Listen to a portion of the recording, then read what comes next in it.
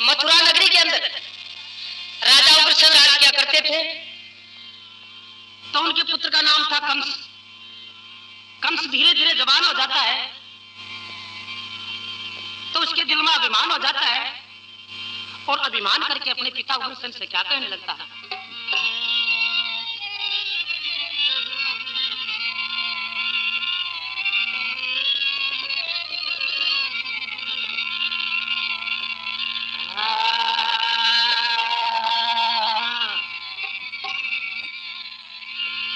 अरे पुत्र कंस गए उग्रसेन से फिर समझ ना आवे, वीर जवान हुआ मैं क्यों नहीं राजा मुझे बनावे, वीर जवान हुआ मैं क्यों नहीं राजा मुझे बनावे।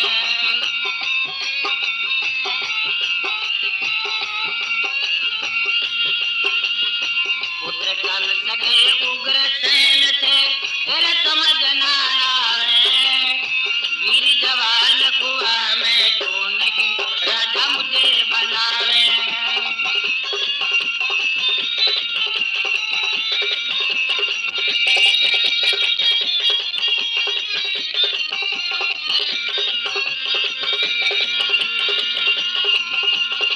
राजा मुझे बनावे रे तू, राजा मुझे बनावे, वीर जवान हुआ मैं क्यों नहीं राजा मुझे बनावे।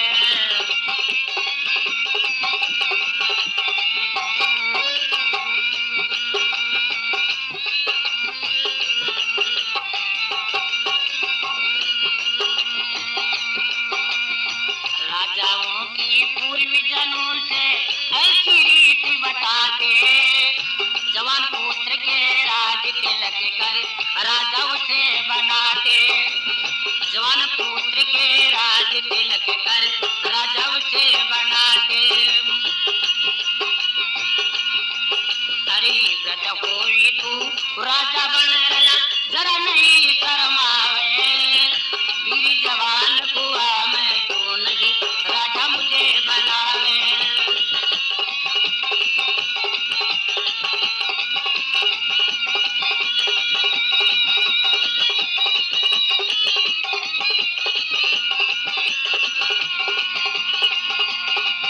अरे पुत्र कंस कहे उग्रसेन से तेरे समझ ना आवे, वीर जवान हुआ मैं क्यों नहीं राजा मुझे बनावे।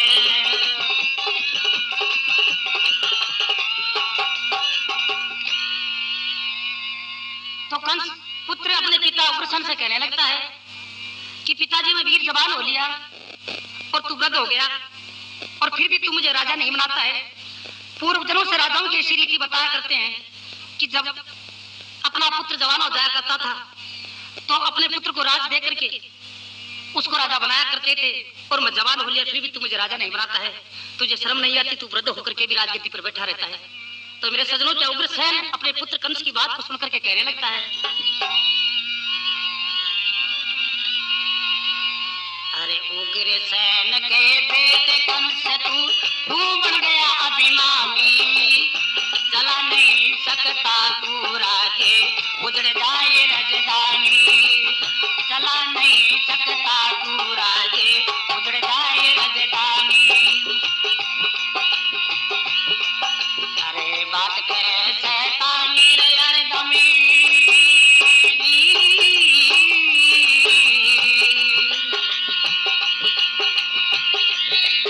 अरे बात करे शैतानी हरदम वृथा जी बतलावे, वीर जवान हुआ मैं क्यों नहीं राजा मुझे बनावे।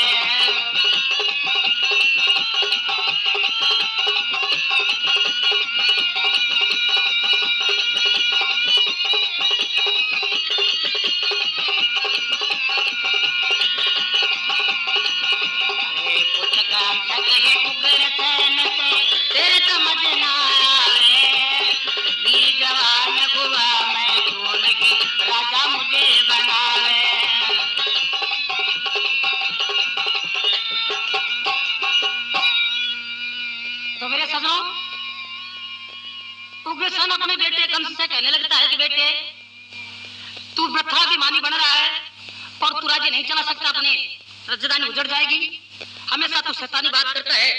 मेरा कहना मान ले, अभी तेरे को शुद्धि राजकाज की आ जाएगी, तभी मैं तेरे को राज तिलक करके राजा बनाऊंगा। परंतु मेरे सजनों, उग्रसेन की बातों के ऊपर, प्रजा की बातों के ऊपर वो कंस ध्यान नहीं देता है और क्या मन में विचार करने लगता है।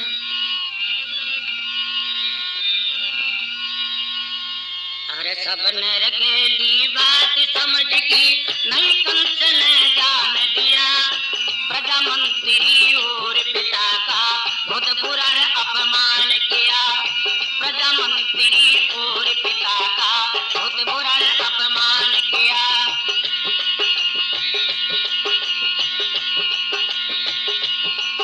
अरे पटके गदी से अपने पिता को खुद राजा बन जावे, वीर जवान को मैं क्यों नहीं राजा मुझे बनावे।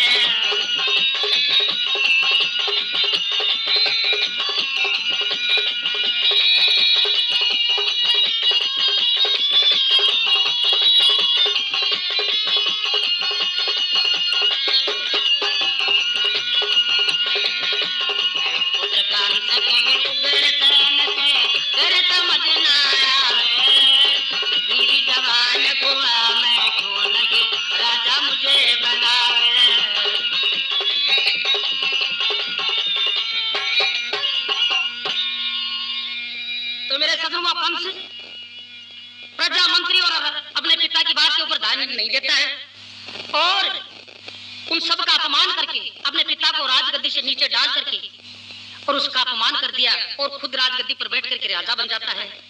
और सजनों, सारी जनता त्राही त्राही करने लग जाती है कि देखो एक कैसा पुत्र अपने पिता का अपमान कर रहा है, गद्दी से नीचे डाल करके खुद राजा बन रहा है। तो मेरे सजनों, क्या उग्रसेन का अनादर हो जाता है और उग्रसेन वहां से रवाना होकर के क्या भक्ति में अपना ध्यान लगाता है। अरे उग्रसेन जब हुआ अनादर भक्ति में ध्यान लगाया, मत करने दो भक्ति पिता को नार दया बैठाया, मत करने दो भक्ति पिता को नार दया बैठाया। पकड़ पिता को दिया कैद में,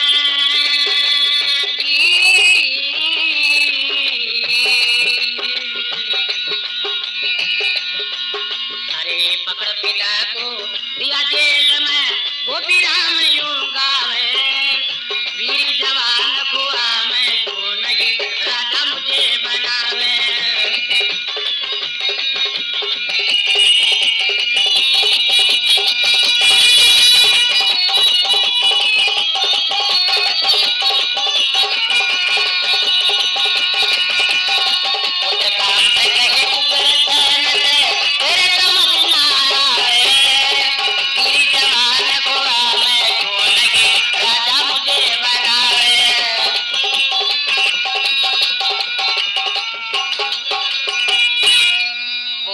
भगवान की। तो मेरे सजनों, जब उग्रसेन का अनादर हो जाता है तो उग्रसेन जाकर के किसी जंगल में भगवान की भक्ति में लग जाता है। तो नारद जी मन में विचार करते हैं कि पापों का घड़ा जल्दी नहीं भरेगा, तो आकर के उस कंस को बहकाता है कि तू तेरे पिताजी की भक्ति छुड़ा दे, नहीं तो वो भगवान की भक्ति कर लेगा तो तेरे को कोई सख्त दंड भगवान से दिलवा देगा। तो सजनों, वो कंस अपने पिता उग्रसेन को वहां से पकड़ करके मंगवा लेता है और जेल में बंद करवा देता है। मेरे सजनों, ये सारी जनता में उस कंस की बुराई होने लगती है। तो जब कंस की बहन देवकी और उसका जीजा वसुदेव इस बात को सुनता है तो वो उग्रसेन के दरबार में आते हैं और आकर के उस कंस को समझाते हैं कि तूने ये क्या किया कि तू तेरे पिता का अनादर करके खुद राजा बन गया और इसको जेल में बंद तूने कर लिया। तो मेरे सजनों, वो कंस अपने बहन और बहनों को दोनों को फटकारता है और फटकार करके अपने मथुरा नगरी से उसको बाहर निकालता है। मेरे सजनों, बाहर निकलते निकलते क्या आकाश से आकाशवाणी होती है और आकाशवाणी को सुनकर के क्या कंस मन में विचार करने लगता है।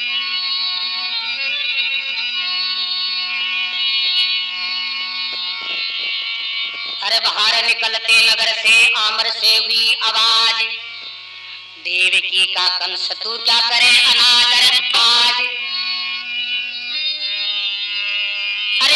देवकी के गर्भ से जो जन्म आठवां लाल, आखिर कंस तेरा हो वसीर वो ही पुत्र काल। तो सदनों ये आकाशवाणी सुन करके वो कंस अभिमानी अपने बहनों और बहनों को वापस मथुरा नगरी में लाता है और ला करके जेल में बंद कर लेता है।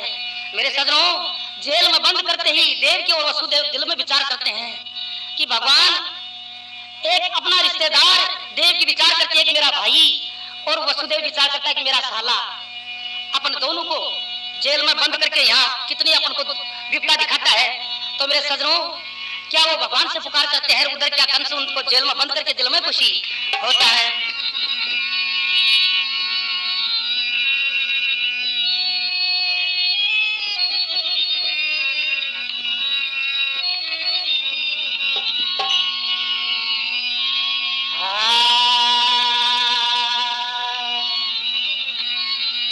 अरे सुने अमर से आवाज कंस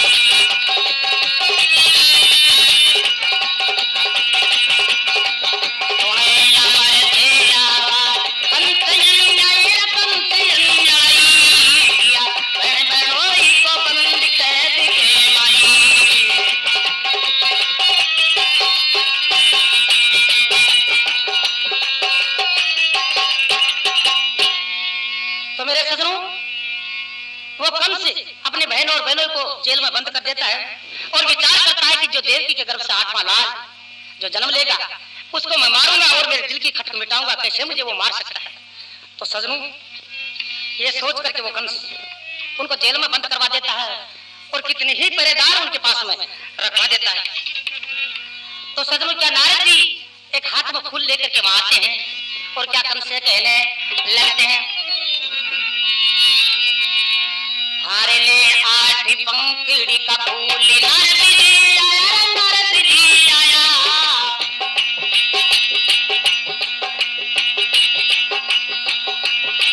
ले आठ पंखड़ी का फूल नारद जी आया, नारद जी आया, भैया कंस को बैठाई रखाई माया।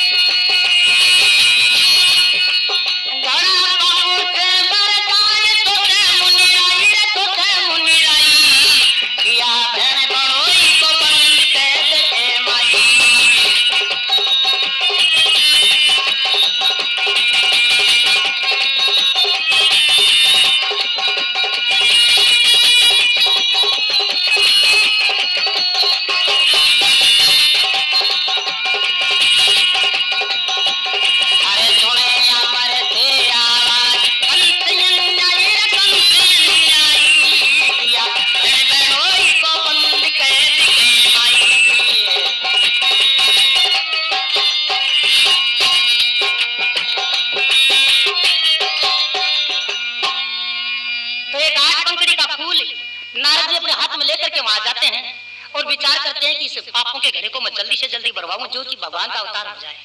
तो मेरे सजनों, क्या वो कंस को आकर के बैठाता है और वो फूल दिखा करके क्या कंस को कहने लगता है,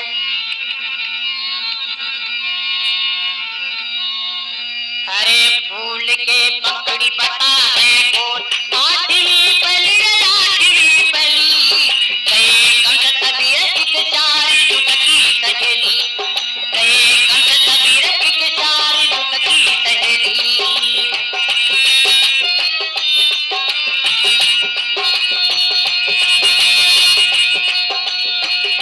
देवकी की जय सभी संतान मुनि बतलाई किया बहन बनोई को बंदी जेल के माई।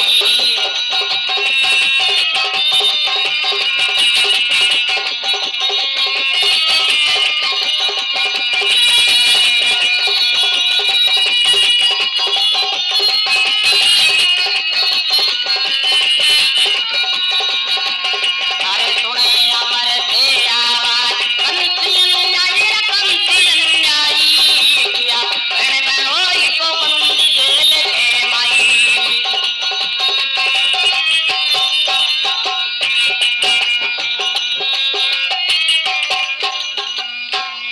तो आठ पंखड़ी का फूल नारद जी उस कंस को दिखाता है और कहता है कि तू इस फूल की तरफ देख और ये बता कि इनमें से पहली पंखड़ी कौन है और आठवीं पंखड़ी कौन है।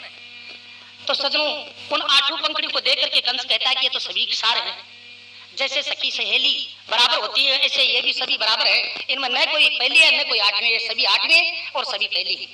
तो सजनों, वो नारद मुनि कहता है कि ऐसे देवकी की संतान भी न कोई पहली है न कोई आठवीं है, तो ये कैसे विचार कर रखा है कि मैं आठवीं संतान को ही मारूंगा। तो सजनों, इतना कहकर के नारद जी वहां से रवाना हो जाता है और कंस दिल में विचार करता है कि देवकी के गर्भ से जितनी भी संतान होगी मैं सबको ही मारूंगा।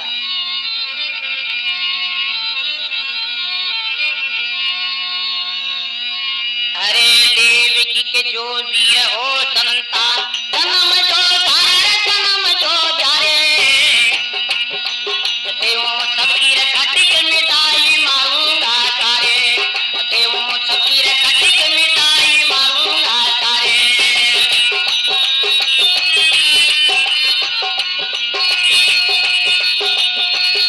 दुष्टन सोतन साघात दयाना आई, दयाना आई, किया बन बनोई को बंद कैद के माई।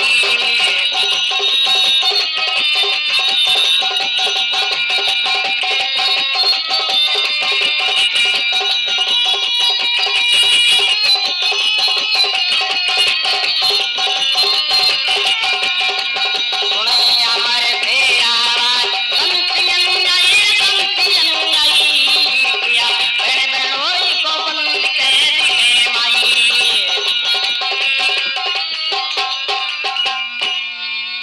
तो वो कंस विचार कर लेता है कि देवकी के गर्भ से जितनी भी संतान होगी मैं सबको ही मारूंगा। तो मेरे सजनों, वो दुष्ट ऐसा घात विचार लेता है। अब देवकी के गर्भ से जैसे जैसे संतान होती हैं और वैसे वैसे ही वो कंस उन देवकी की संतान को मारना शुरू कर देता है।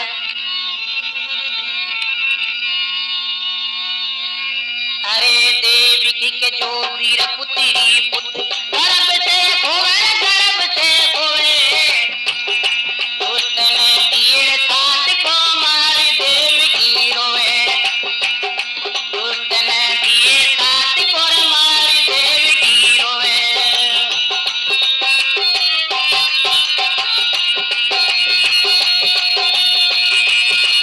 करे ताई ताई रतन कार गोपी राम गाई, किया बहन बनोई को बंद जेल के माई।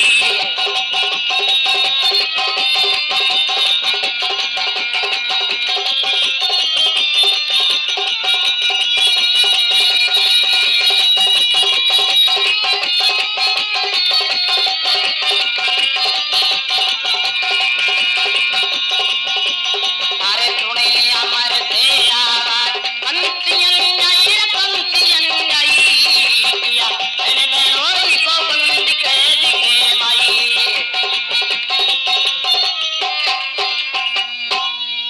बोल कृष्ण भगवान की।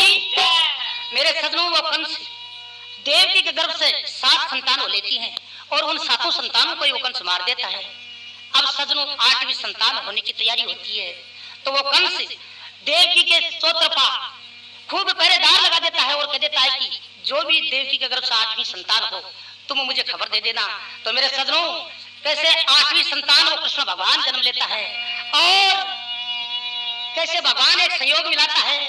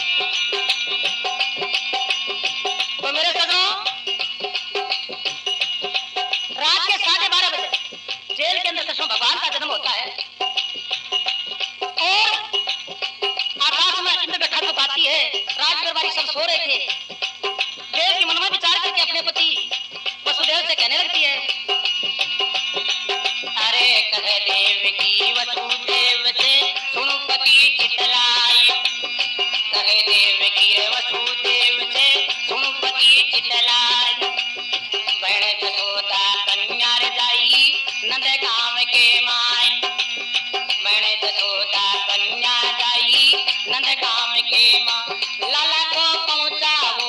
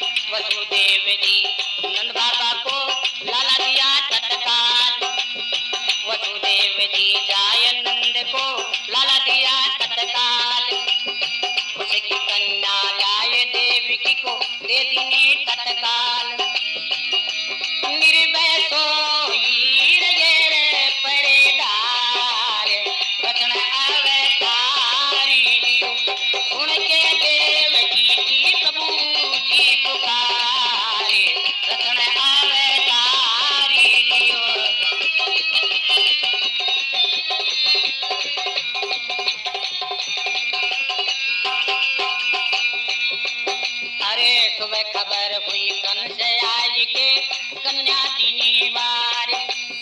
सुबह खबर हुई कंस आए के कन्या दीनी वार। मरती कई कन्या कहे काल तेरो पहुंचो नंद के द्वार। मरती कन्या कहे काल तेरो पहुंचो नंद के द्वार। रटले गोपी राम करे तारी रटन जावे तारी लियो। सुन के देव की प्रभु की पुकारी रटन जावे तारी लियो। तो मेरे सजनों, वो वसुदेव जी उस कृष्ण भगवान को एक छावड़े में धर के और नंदगांव में जाकर के नंद जी को अपना लाल देकर के आ जाता है और उसकी कन्या ला करके देवकी के पास में सुला देता है। जब सुबह खबर होती है तो कंस आया करके उस लड़की को मार देता है और मरती कन्या कहने लगती है कि कंस तेरा काल नंदगांव में नंद के द्वार के ऊपर पहुंच गया तो क्या खुशी होता है, वो आखिर में तेरा काल बन के ही रहेगा। अरे खबीरी हुई रे यूं तो खबीरी हुई।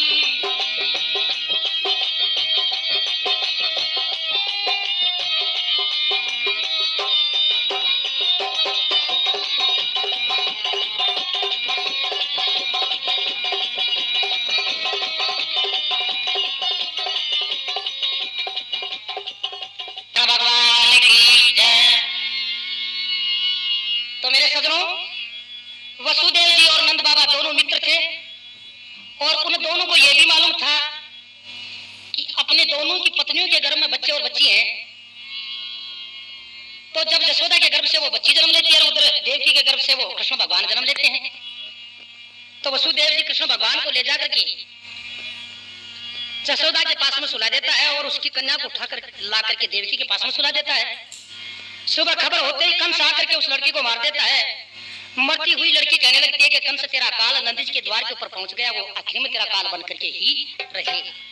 तो मेरे सजनों, नंदगांव में नंद जी के द्वार के ऊपर कृष्ण का लालन पालन होना शुरू हो जाता है। तो वो बात कृष्ण के मतलब दिल में आ रही थी कि मेरे माता और पिता को मेरे मामा ने जेल में बंद कर रखे हैं। तो हमेशा कंस विचार किया करता था कि मैं उस कृष्ण को मरवा के ही रहूंगा, नहीं तो आखिर में मेरा काल बन के रहेगा। तो मेरे सजनों, क्या कंस की चिंता लगती है और क्या विचार करने लगता है।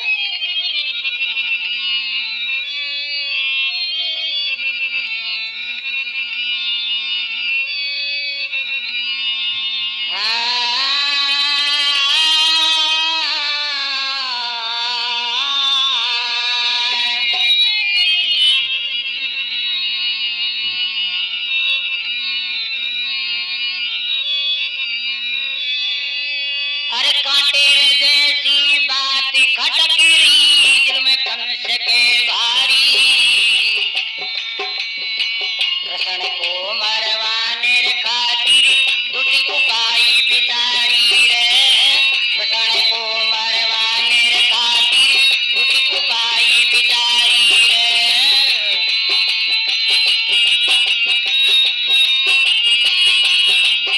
अरे कांटे जैसे बात खटक रही दिल में कंस के भारी। कृष्ण को मरवाने खातिर दुटी उपाय बिचारी।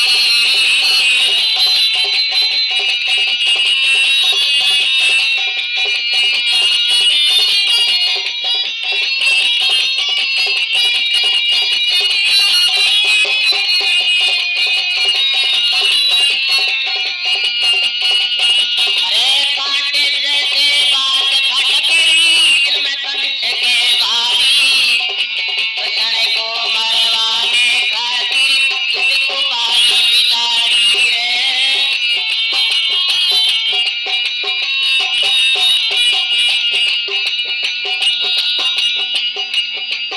हरी भेजी कंस राक्षसीर पूतना नंदगांव के माई। हरी जाके पूतना कहे जसोदा से हो तेरे मन की चाई। हरी मेरे अंचल तुषालाल को कभी मरेगा नहीं। मीठी मीठी करके बातें ले ली चक्कर माई। हरी पूतना की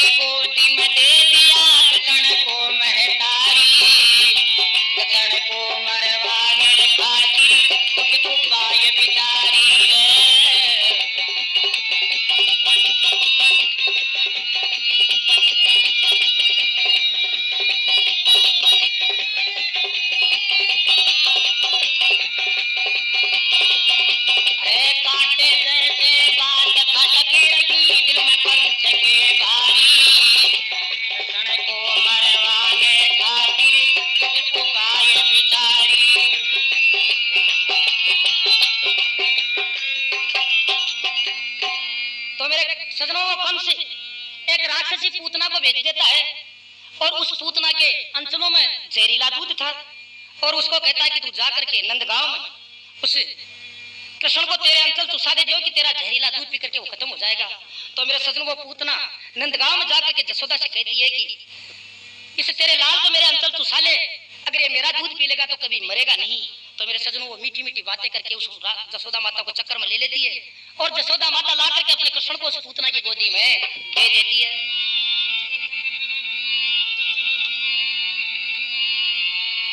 अरे घुटनोर के बल दौर कृष्ण,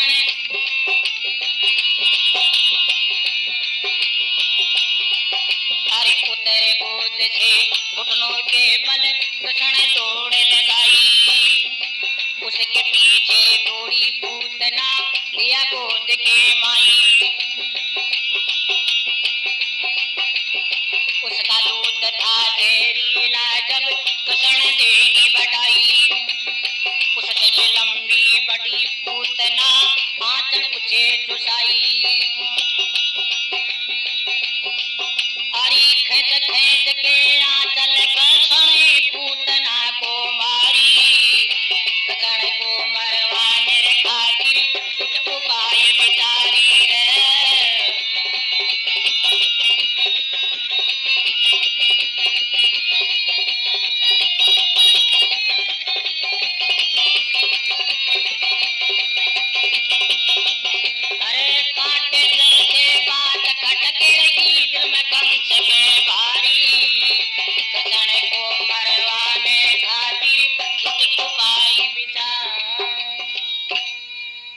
कृष्ण भगवान उस पूतना की गोदी से उतर करके घुटनों के बल वहां से दौड़ लगाता है और दौड़ते दौड़ते जंगल में चला जाता है। उसके पीछे पीछे वो पूतना दौड़ती है और जंगल में जाकर के कृष्ण भगवान को पकड़ करके अपने गोदी में ले लेती है और उसके मुंह में जब वो अंचल देती है तो कृष्ण भगवान अपनी देही को बढ़ा लेते हैं, परंतु पूतना उससे भी लंबी बढ़ जाती है और लंबी बढ़ करके कृष्ण भगवान के मुंह में वो अपना अंचल चुसाती है। सजनों, उसका दूध जहरीला था। कृष्ण भगवान अंचल खींच खींच करके उस पूतना राक्षस को उसी जंगल में मार डालते हैं। तो मेरे सजनों, ये खबर जब कंस को मिलती है तो क्या कंस के दिल में सोच पैदा होता है कि एक राक्षसी पूतना इतनी बलवान थी, उसको भी उस कृष्ण ने मार दी, तो वास्तव में हो सकता है वो कृष्ण मुझे भी मार के ही रहेगा।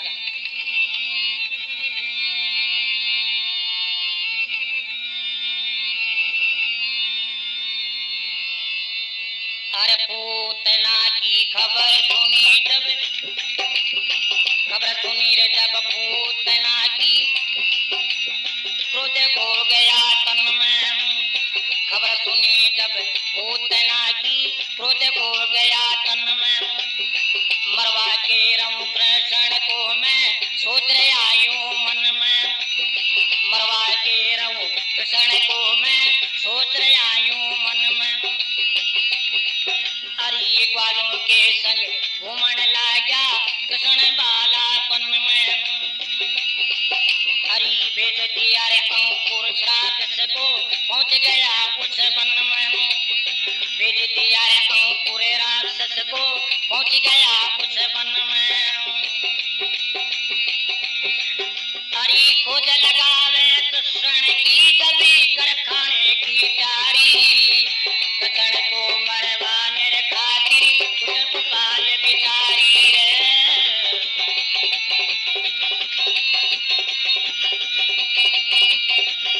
अरे कांटे जैसे बात खटके रखी दिल में कंस के भारी, कृष्ण को मरवाने खातिर कुछ उपाय विचारी रे।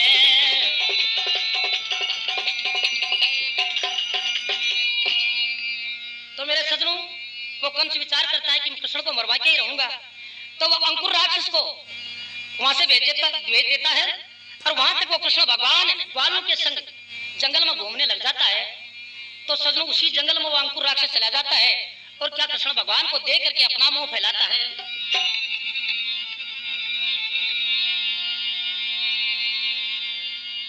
अरे देख कृष्ण को अंकुर ने जब अपना मुंह फैलाया, देख कृष्ण को अंकुर ने जब अपना मुंह फैलाया, माया रचा दी कृष्ण ने रे छोटा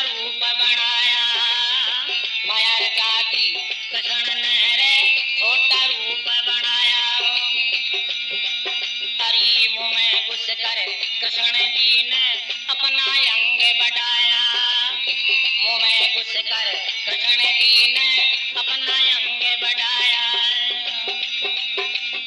हाड़ जबाड़ी मारा अंकुर को कर दिया उसका सफाया, हाड़ जबाड़ी मारा अंकुर को कृष्ण किया सफाया।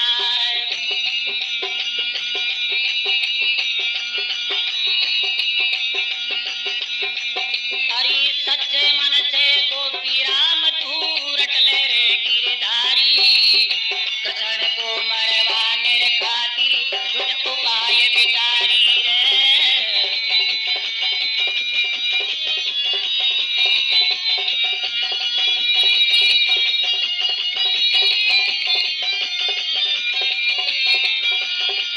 अरे कांटे जैसे बात खटक रखी दिल में कंस के भारी, कृष्ण को मरवाने खातिर कुछ उपाय बिचारी रे।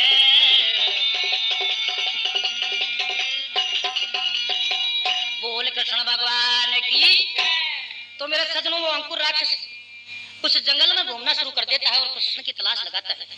जब कृष्ण एक रोज उसे मिल जाता है तो अंकुर राक्षस अपना मुंह फैलाता है, तो कृष्ण भगवान विचार करते हैं कि ये राक्षस मुझे खाएगा और हो सकता है कंस का भेजा हुआ है। तो कृष्ण भगवान छोटा सा रूप बना करके उसके मुंह में घुस जाते हैं और अपना तन फैलाना शुरू कर देते हैं।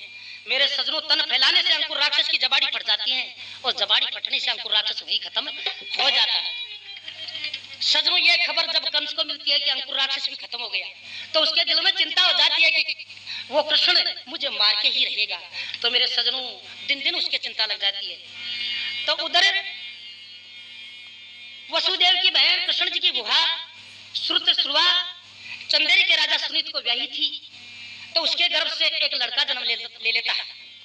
तो उसके 4 भुजा थी और 3 नेत्र थी। तो सजनों, जब वो जन्म लेता है तो आकाश में से आकाशवाणी होती है कि श्रुतश्रुवा, जो तेरे लड़का हुआ है उसको संसार में कोई जीतने वाला नहीं होगा। तो वो श्रुतश्रुवा हाथ जोड़ करके कहती है कि खैर जीतने वाला तो कोई नहीं होगा, परंतु किसके हाथों से मारा जाएगा। तो आकाशवाणी से फिर आवाज आती है कि जिसकी गोदी में देते ही इसकी दोनों भुजा, जो 2 भुजा अलग हैं, ये दोनों भुजा और तीसरा नेत्र है, ये दोनों भुजा कट जाए और तीसरा नेत्र फूट जाए, तब जान लेना कि इसी के हाथ से इसकी मृत्यु होगी।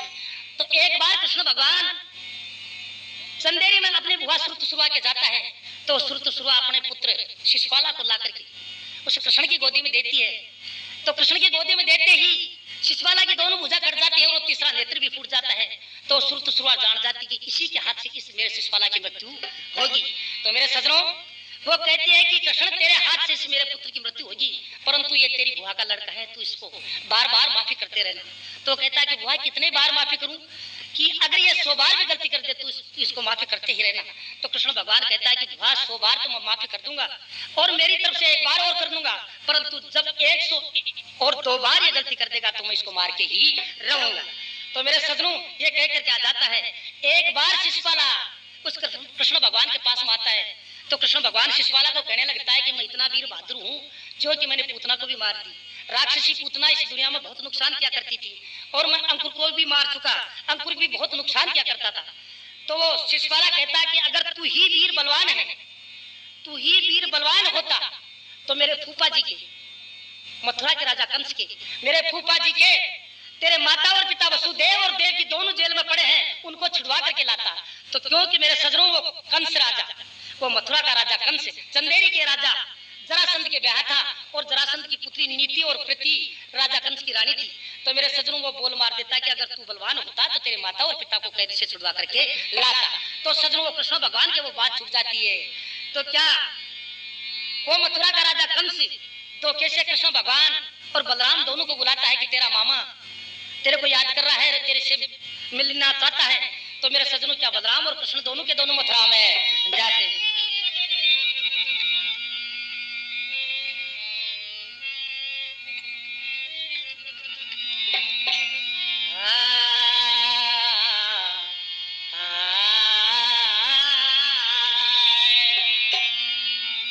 अरे मथुरा रे गए रे कृष्ण बलराम, धोखे से मामा बुलवाया। मथुरा गए रे कृष्ण बलराम, धोखे से मामा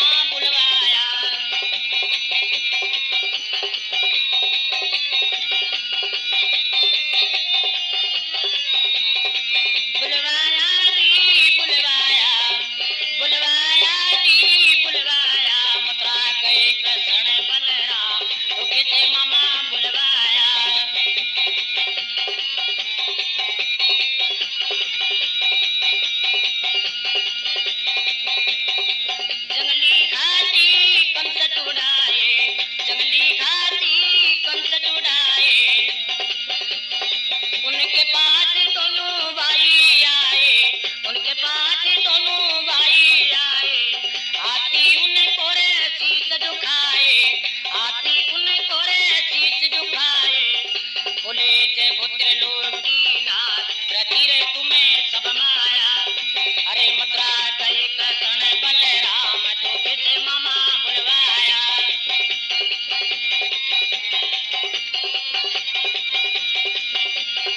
बुलवाया रे मामा बुलवाया जी, बुलवाया रे मामा बुलवाया। मथुरा गए कृष्ण बलराम धोखे से मामा बुलवाया।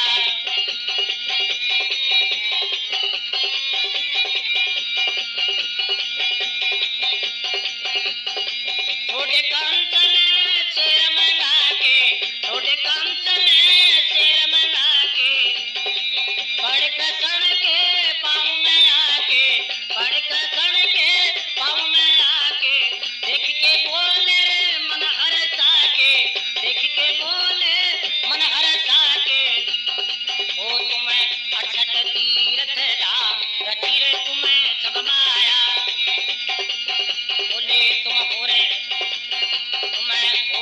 68 धाम रची रे तुम्हें सब माया। अरे मथुरा गए कंस बलराम धोखे से मामा बुलवाया। मथुरा गए कृष्ण बलराम धोखे से मामा बुलवाया।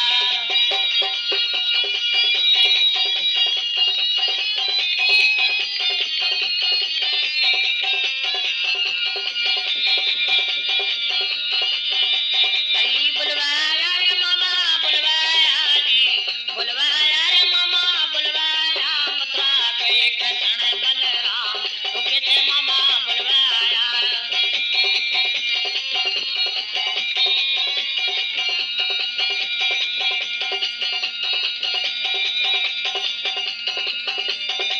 गए मैलू मेरे दोनों भाई, गए मैलू मेरे दोनों भाई। कृष्ण बैठा गोद के माई, कृष्ण बैठा गोद के माई। देख के कंस तलवार उठाई, देख के कंस तलवार उठाई। मैं मेरा बना मुरे काम मुकर मेरा अब आया। मथुरा गए कृष्ण बलराम धोखे से मामा बुलवाया।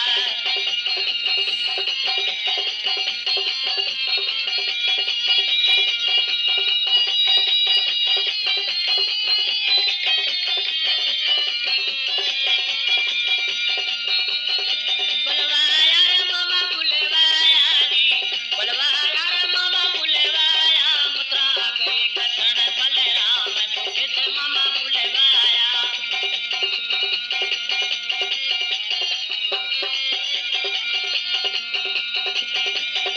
देख के क्रोध किया रे नंद लाला, देख के क्रोध किया रे नंद लाला। कैसी पकड़ करी नीचे डाला, कैसी पकड़ करी नीचे डाला।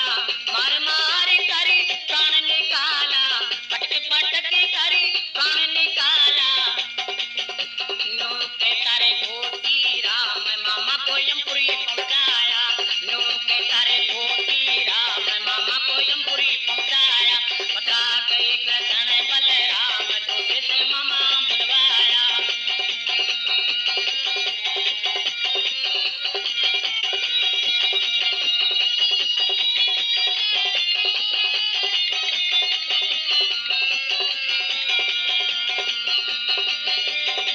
बुलवाया जी, बुलवाया जी, बुलवाया रे बुलवाया। मथुरा गए कृष्ण बलराम धोखे से मामा बुलवाया।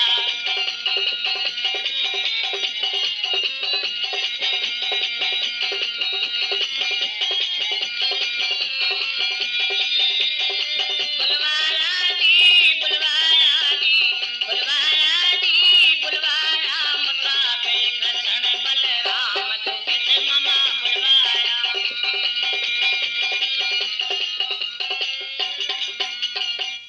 तो मेरे सजनों वो कंस कृष्ण भगवान और बलराम दोनों को धोखे से मथुरा नगरी में मिलने के लिए बुलाता है और रास्ते के अंदर जंगली शेर छुड़वा देता है और जंगली हाथी छुड़वा देता है।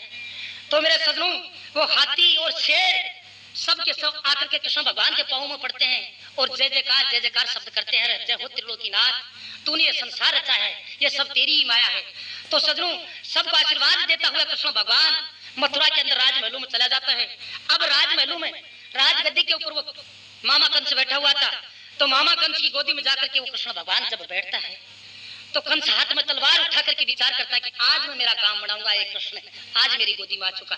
तो मेरे सजनों, वो तलवार उठा करके जब कृष्ण भगवान को मारने का विचार करता है तो कृष्ण भगवान को क्रोध आता है और केस पकड़ करके अपने मामा कंस को नीचे डाल देता है और पटक पटक करके मामा कंस के प्राण ही निकाल देता है। मेरे सजनों, मथुरा नगरी में जय जयकार होने लग जाती है, जय हो कृष्ण कन्हैया तेरी, जय हो कृष्ण कन्हैया तेरी। सजनों, अपने नाना उग्रसेन को मथुरा नगरी का राज दिला देता है और जेल से अपने माता पिता वसुदेव और देवकी को छुड़वा लेता है। तो सजनों, राजा कंस की रानी नीति और प्रीति दोनों रुद्र मचाती है कि भगवान आज हमारा भाग्य फूट गया, जो कि इस कृष्ण ने हमारे पति को मार डाला। तो सजनों, वो दोनों रुद्र मचाती हैं और अपने पिता जरासंध राजा को चंदेरी में क्या संदेशा दिलवाती हैं और संदेशा सुन करके जरासंध क्या क्रोध होकर के सेना लेकर के मथुरा नगरी में आता है।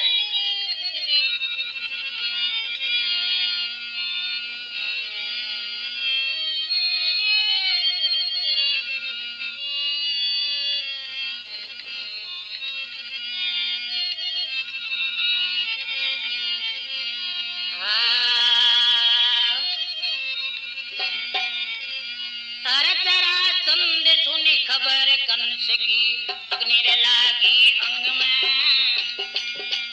हरी मथुरा रे ऊपर करी चढ़ाई लेके सेना संग में रे, मथुरा ऊपर करी चढ़ाई लेके सेना संग में।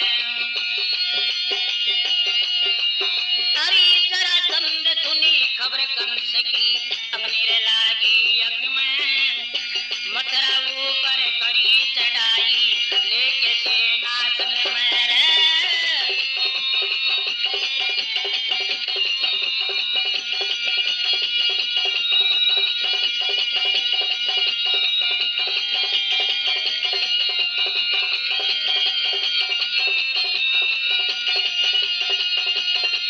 अरे जरासंध सुनी खबर कंस की अग्नि रे लागी अंग में, मथुरा ऊपर करी चढ़ाई लेके सेना संग में रे।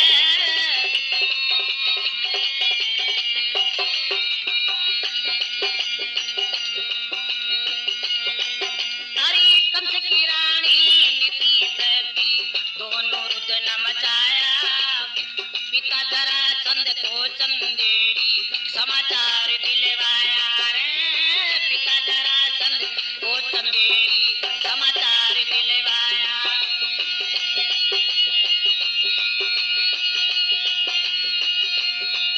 हरी देखी बेटू को खुशी रहे था कंकर पड़ा रे उमंग में, मथुरा ऊपर करी चढ़ाई लेके सेना रे संग में रे।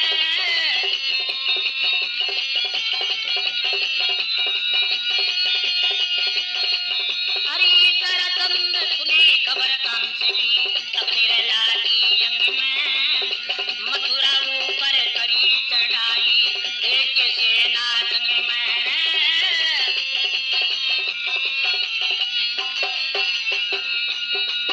हरी जरासंध राजा का कंस था बहुत ही प्यारा जवाई, सोतर पा घेरा मथुरा को आके कीने आए चढ़ाई रे, सोतर पा घेरा मथुरा को कीने आप चढ़ाई। हरी आंखें लाल हुई वीरों की क्रोध की तरंग में, मथुरा ऊपर करी चढ़ाई रे लेके सेना संग में रे।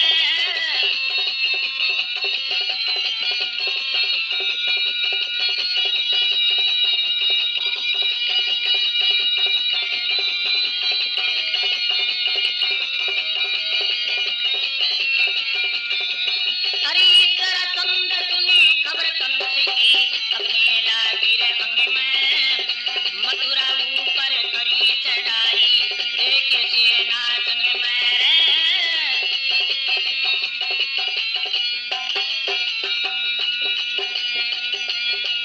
हरी तंती बकरी होरी बत्रासुर था संग आया रे शिशुपाला,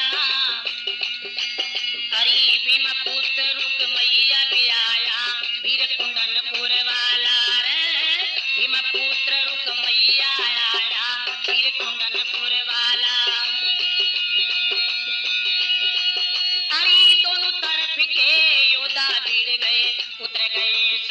संग में मथुरा ऊपर करी चढ़ाई रे लेके सेना संग में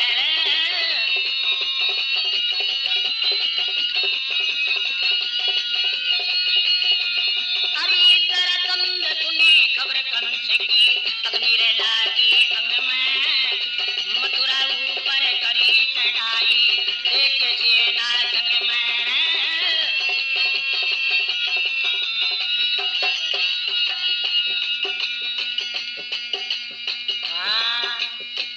मेरे सदन में प्रोग्राम चेतानी कैसेट कंपनी वहां से पेश किया जा रहा है। निर्देशक है श्री नानूराम जी बागुड़ के बास वाले, गायक गोपीराम धनवंत दानोता वाले, ढोलक मास्टर जाबरमल धनवंत दानोता वाले और रिकॉर्डिंग चंद्र कटारिया, वहां से प्रोग्राम पेश किया जा रहा है।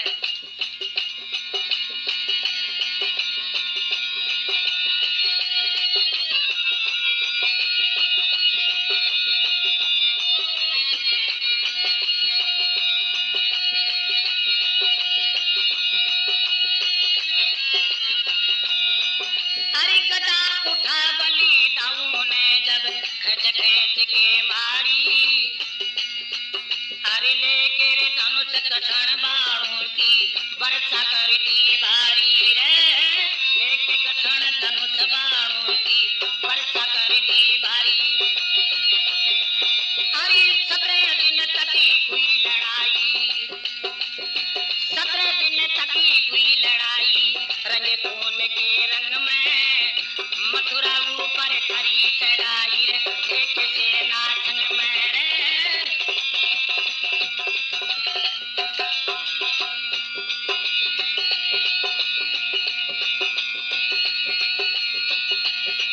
अरे मार मार के घायल कर दिया वीर भाग गया सारा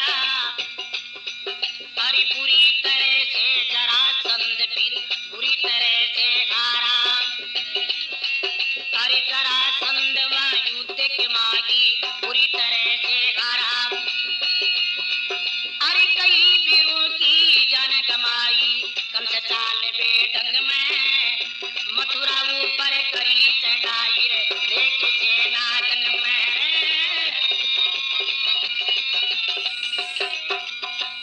तो मेरा सच उस लड़ाई के अंदर जरासंध सेना लेकर के आता है तो उस सेना के अंदर चंदेरी वाला उसका भतीजा शिशुपाल और वत्रासुर दंत वक्र ऐसे ऐसे वीर योद्धा और कुंडनपुर वाला भीम पुत्र रुकमैया जो उस झगड़े में आता है। तो मेरे सजनों वो झगड़ा होता है तो बलराम गदा उठा करके उन वीरों के बहुत बुरी तरह मारता है और कृष्ण भगवान बाण उठा करके बाणों की वर्षा कर देता है। मेरे सजनों 17 दिन तक युद्ध चलता रहा और उस युद्ध के अंदर जरासंध की बहुत बुरी तरह से हार हुई। इस बदौलत रुकमैया और शिशुपाल और जरासंध इन तीनों के कृष्ण के प्रति बैर हुआ था। बोल कृष्ण भगवान की। अरे जरासंध सुनी खबर कंस की अब मेरे